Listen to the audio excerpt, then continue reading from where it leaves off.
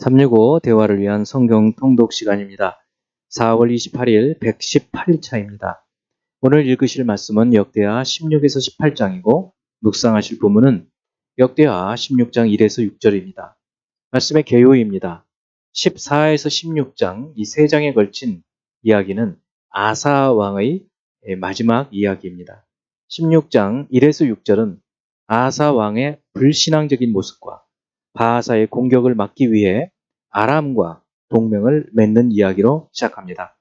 7에서 10절은 하나님을 의지하지 않고 사람을 의지한 것에 대해 하나님이 선지자 하나니를 통해 책망하신 것과 선지자의 말을 듣고 분노한 왕이 선지자 하나니를 감금하고 사람들을 학대한 것을, 11에서 14절은 그의 말년에 병이 있을 때 여호와께 구하지 않고 의원들에게 구한 것과 그의 죽음을 다룹니다.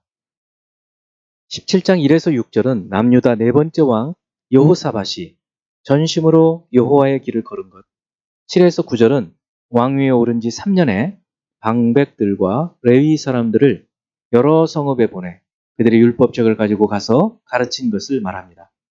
10에서 13절은 여호와께서 도우셔서 주변 나라가 두려워하여 조공을 바친 것과 견고한 요새와 국고성을 건축한 것, 14에서 19절은 군대 지휘관 명단을 기록하고 있습니다. 18장 1에서 3절은 여호사밧이 아합 가문과 혼인하고 아합과 함께 길랏 라못 전쟁에 참여한 것.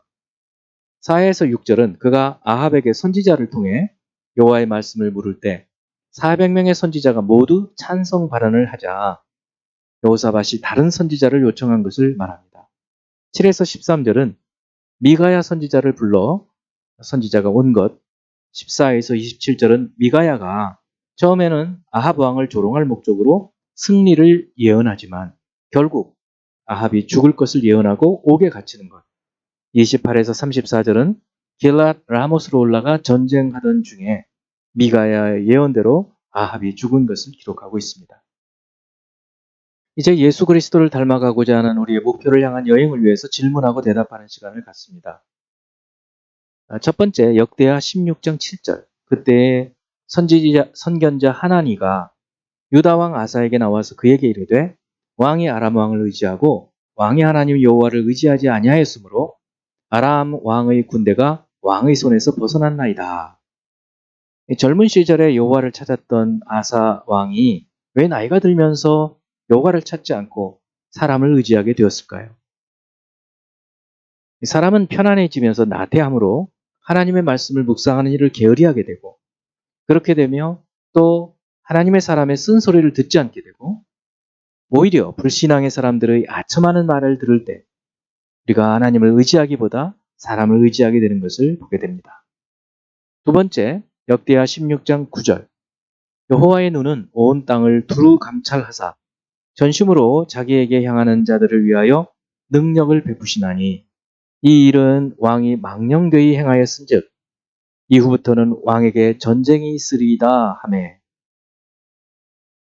망령되이 행했다는 말은 영적으로 어리석게 행동했다는 뜻입니다. 아사 왕이 어떤 점에서 어리석은 행동을 한 것일까요? 이전에 100만 명의 구스 군대를 물리치게 하신 전능하신 하나님을 의지하지 않고 사람을 의지하여 행동한 것, 이것은 하나님의 사람에게 어리석은 행동이고 망령된 행동입니다.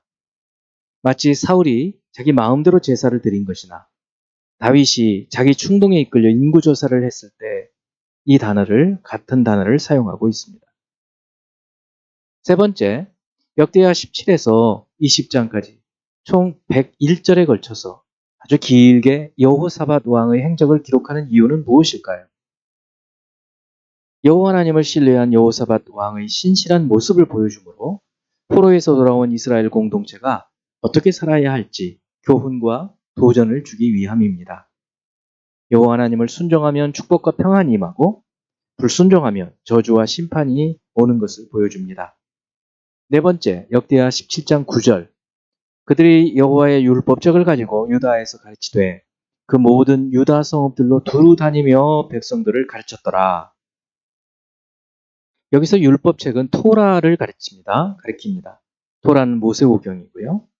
그 율법책을 가지고 성읍들을 다니며 백성들을 가르친 사람들은 누구일까요? 여기에 방백들과 레위 사람 제사장들이 나타나는데, 방백들은 통치권을 가지고 있었기 때문에 백성들에게 의무적으로 율법을 배우도록 명령을 내릴 수 있었고, 실제로 가르친 사람들은 레위 사람과 제사장들이겠죠. 이 두 집단이 합력해서 선을 이루어가는 것을 볼 수 있습니다. 다섯 번째, 역대하 18장 1절, 여호사밧이 부귀와 영광이 크게 떨쳤고 아합 가문과 혼인함으로 인척 관계를 맺었더라. 하나님 말씀대로 살았던 여호사밧은 무슨 생각으로 아합 가문과 혼인으로 인척 관계를 맺었을까요?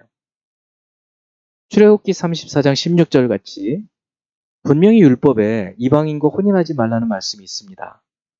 물론 아합은 북이스라엘로 같은 이스라엘이기 때문에 이방인이 아니라고 생각했을지 모르지만, 하나님께서 말씀하신 것은 우상 숭배의 영향을 받지 말게 하기 위해서 이방인과 혼인하지 말라고 했는데, 이 아합은 이방인과 다름없이 우상 숭배를 했던 사람들입니다. 그러므로 이것은 잘못된 것이죠. 특히 또 여호사밧은 자신과 같은 투철한 신앙인은 어떤 영향도 받지 않으리라 생각했을지 모릅니다. 또 사실 여호사밧은 죽을 때까지 좋은 신앙인으로 살았습니다. 그렇지만 문제는 후손들이죠. 아합의 딸을 며느리로 데려오므로 손자시대, 그리고 그 후에 영적으로 유다가 무너질 줄은 여호사밧은 알지 못했을 것입니다. 이제 말씀을 두 구절을 묵상함으로 교훈으로 삼고 기도하는 시간을 갖습니다. 고린도후서 6장 14절, 너희는 믿지 않는 자와 멍에를 함께 매지 말라.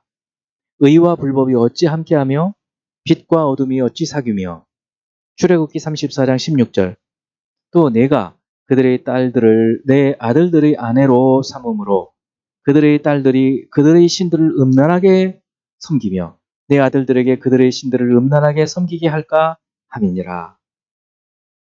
우리의 이 신앙을 갖고 함께 살아가기 위해서는 결혼이 얼마나 소중하고 중요한 것인지, 같은 믿음으로 같은 생각을 품고 같은 방향으로 나가는 것이 얼마나 쉽지 않은데, 신앙이 다르면 그 일은 더 어렵다는 것을 알고 믿음으로 살아가야 할 것입니다. 기도하는 시간을 갖습니다. 아버지 하나님, 우리가 한 가정을 이루어갈 때 특별히 믿는 자와 한 가정을 이루어도 가정생활이 쉽지 않은데, 믿지 않는 자와 생각이 다르고 지향점이 다른 그러한 삶을 사는 것이 얼마나 어려운 일인지, 주님께서는 예적부터 이 말씀을 통해서 복된 가정을 이루도록 말씀해 주신 것을 깨닫습니다. 저희들이 어릴 적부터 우리 자녀들을 이렇게 양육할 수 있는 믿음과 결단을 가질 수 있도록 도와주옵소서. 예수 그리스도 이름으로 기도합니다. 아멘.